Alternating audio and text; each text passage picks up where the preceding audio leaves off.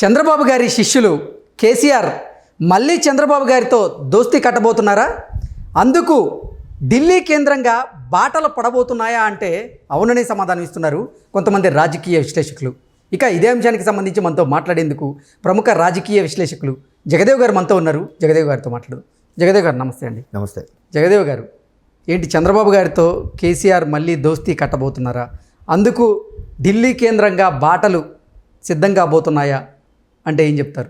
ఎందుకు ఈ ప్రశ్న అడుగుతున్నానంటే ఆంధ్రప్రదేశ్లో ఇప్పటికే టీడీపీ జనసేన పొత్తులో ఉన్న నేపథ్యంలో భారతీయ జనతా పార్టీ కూడా పొత్తు పెట్టుకోబోతోంది, పొత్తులో కలవబోతోంది అంటూ కూడా ఒక వార్త వస్తున్న నేపథ్యంలో ఇప్పుడు బీఆర్ఎస్తో కూడా భారతీయ జనతా పార్టీ తెలంగాణలో పొత్తు పెట్టుకోబోతుంది అంటూ ఒక వార్త ఇప్పుడు సోషల్ మీడియాలో చక్కర్లు కొడుతున్న నేపథ్యంలో ఏంటి భారతీయ జనతా పార్టీతో కనుక పొత్తు పెట్టుకుంటే ఢిల్లీ పెద్దలు ఇద్దరిని కలిపే అవకాశం ఉందా?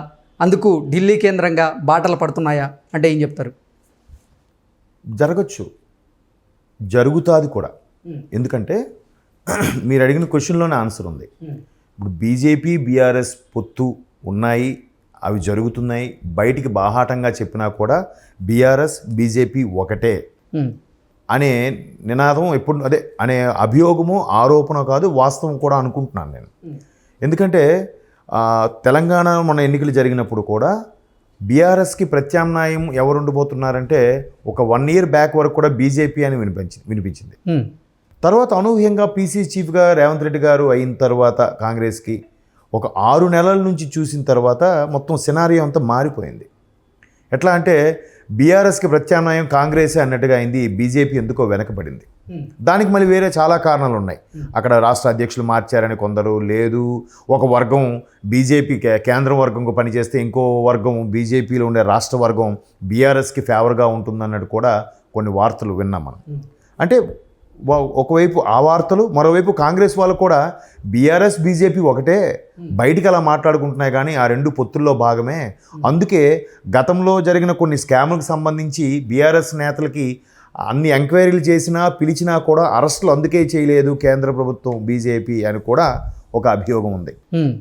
మేబీ ఇవన్నీ కలిసి వెరసి బీఆర్ఎస్ బీజేపీ ఒకటే అని కాంగ్రెస్ వాళ్ళు బలంగా నమ్ముతారు. అది కొన్ని నిరూపణలు కూడా చూపించగలిగారు.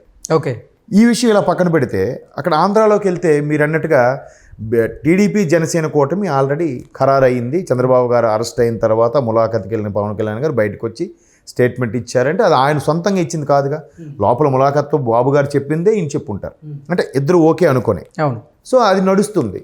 అయితే ఈ మధ్యకాలంలో బాబు గారికి అమిత్ షా గారు పిలవడం, ఆ మరుసటి రోజే మరలా పవన్ కళ్యాణ్ గారిని కూడా పిలవడం, వెళ్ళి కలవడం, ముగ్గురు ముచ్చటించడం, ఇవన్నీ జరిగిన నేపథ్యంలో ఎప్పటి నుంచో మనకు కొన్ని రకాల వార్తలు వినిపిస్తున్నాయి. ఏంటంటే టీడీపీ జనసేనతో పాటు బీజేపీ పొత్తు కుదుర్చుకోబోతోంది, మరలా పాత మిత్రులను కలుపుకోవాలంటుంది, దీంట్లో భాగంగానే కొత్త మిత్రులను కూడా కలుపుకోవాలనుకుంటుంది అన్నట్టుగా కూడా బీజేపీ అమిత్ షా గారు స్టేట్మెంట్ ఇచ్చారు. పాత మిత్రులు ఇన్ ద సెన్స్ ఒకప్పుడు ఎన్డీఏల కూటమిలో ఉన్న టీడీపీ, కొత్త మిత్రులు అంటే మేబీ జనసేన అవ్వచ్చని నా అభిప్రాయం. బట్ దీనికి కొంతమంది విశ్లేషకులు వైసీపీ అని కూడా లేవనెత్తారు అంశాన్ని. కానీ వైసీపీ పొత్తులు ఉండట్లేదని నేను అనుకుంటున్నాను. ఎందుకంటే వీళ్ళు అక్కడ అమిత్ షా గారిని కలిసిన నేపథ్యంలో అదే సందర్భంలో ముఖ్యమంత్రి జగన్మోహన్ రెడ్డి గారు కూడా ఢిల్లీలో ఉన్నారు, నరేంద్ర మోడీ గారిని కలిశారు, ప్రధాని గారిని కలిసి బయటకు వచ్చిన తర్వాత ఎందుకో అతని ముఖ కలవలికలు కానీ అంత ఉత్సాహంగా అనిపించలే. సో ఈ నేపథ్యంలో అక్కడ కవర్ చేసే కొంతమంది ఈ పత్రికా మిత్రులు రకరకాలుగా కొన్ని వార్తలు చెప్పారు. సో టీడీపీ జనసేన అనేది బీజేపీలో కూడా కలవబోతోంది.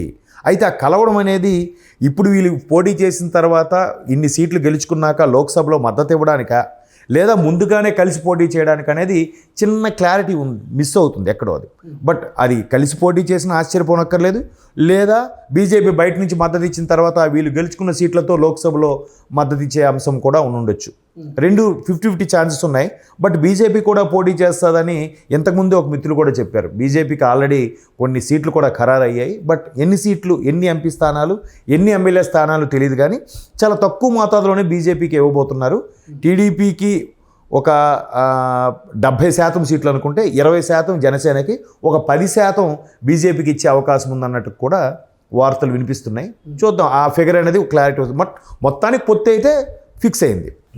అయితే ఇక్కడ బీజేపీతో టీడీపీ పొత్తు అక్కడ తెలంగాణలో బీజేపీతో బీఆర్ఎస్ పొత్తు. ఇవి ఈ నేపథ్యంలో సెంట్రల్కి వెళ్తే మరి రెండు ఒకే ఎన్డీఏ కూటమిలోకి అవుతున్నట్టుగా. ఇప్పుడు మన అమిత్ షా గారు కొత్త పొత్తులను కూడా పెట్టుకోవాలనుకుంటున్నారంటే ఆంధ్రాలోకి వస్తే జనసేన, తెలంగాణకు వస్తే బీఆర్ఎస్ ఎన్డీఏలో కూడా చేరబోతుందని చూచాయిగా చెప్పినట్టు అనిపిస్తుంది. సో అలా చేరినప్పుడు ఈ ఎన్డీఏ కూటమి భాగస్వాములన్నీ కూడా మళ్ళీ చంద్రబాబు గారు, మాజీ ముఖ్యమంత్రి చంద్రబాబు గారు, మాజీ ముఖ్యమంత్రి కేసీఆర్ గారు ఒకటే అవకాశం ఉంది. ఎలా అంటే ఒకే ప్రభుత్వంలో ఒకే ప్రభుత్వ కూటమిలో ఉంటారు కాబట్టి ఒకటిగా చెప్పాలి. కేంద్ర ప్రభుత్వం మీద రేపు పొద్దున ఇక్కడ ప్రతిపక్షాలు దుయ్యబట్టినా దాన్ని కవర్ చేసి చెప్పుకోవాలంటే మరి ఇద్దరు అభిప్రాయాలు ఒక తాటి మీదకి వచ్చినట్టే అర్థం. అదీ కాక మాజీ ముఖ్యమంత్రి కేసీఆర్ గారు ఒకప్పుడు టీడీపీలోని వ్యక్తేగా. అప్పుడు టీడీపీ ఎన్డీఏ కూటమిలో వాజ్పేయి హయాంలో ఎన్డీఏ కూటమిలో ఉన్నప్పుడు కూడా కేసీఆర్ గారు అప్పుడు టీడీపీలో ఉన్న వ్యక్తేగా. సో పాత మిత్రులే రాజకీయ పరంగా ప్రత్యర్థులు అయ్యారు. మళ్ళీ ఆ ప్రత్యర్థులే మళ్ళీ కొత్త మిత్రులుగా కలవబోతున్నారు. సో ఖచ్చితంగా ఇక్కడ కూడా ఒక విధంగా సుపీరియర్ జూనియర్ లేదా సీనియర్ జూనియర్ దాన్ని మనం గురు శిష్యుల బంధం అంటే అని కూడా చాలామంది చెప్తూ ఉంటారు. శిష్యులు అని పూర్తి స్థాయిలో అనలేం కానీ ఓకే, సుపీరియర్గా ఆయన ముఖ్యమంత్రిగా చంద్రబాబు నాయుడు గారు పనిచేసిన టైంలో ఆయన ప్రభుత్వం ఎమ్మెల్యేగా ఉన్నారు కాబట్టి మీరు గురు శిష్యులు అనుకోవచ్చు, లేదా సుపీరియర్ ఒకే కంపెనీలో పనిచేసిన బాసు కొలీగా అనుకోవచ్చు. అలా కూడా అనుకోవచ్చు. గురు శిష్యులు అంటే కొంతమంది వాళ్ళు ఫీల్ అవుతారు, ఈగో హర్ట్ అవుతుంది. నాకు వీళ్ళు గురువేటి, నేను సొంతంగా ఎదిగాను కదా, నా రాజకీయ తెలివితేటలతో నా వ్యూహాలతో నేను ఎదిగాను కానీ ఈయన నాకు గురువు ఎలా అవుతాడని కొన్నిసార్లు ఈగో హర్ట్ అవ్వచ్చు. అందుకే మీడియా సమక్షంలో గురు శిష్యులు అందరికీ అనలేం. రేవంత్ రెడ్డి గారిని అనొచ్చు మళ్ళీ గురు శిష్యుల బంధం అని, ఎందుకంటే వయసు అంతరంలో కూడా చాలా తేడా ఉంది కాబట్టి. బట్ ఇక్కడ కేసీఆర్ గారి గురు శిష్యుల్ని అనలేమని అంటే నా అభిప్రాయం. అనొచ్చు, ఎందుకంటే ఒక తానులో ముక్కలుగా ఉండేవారు కదా ఒకప్పుడు.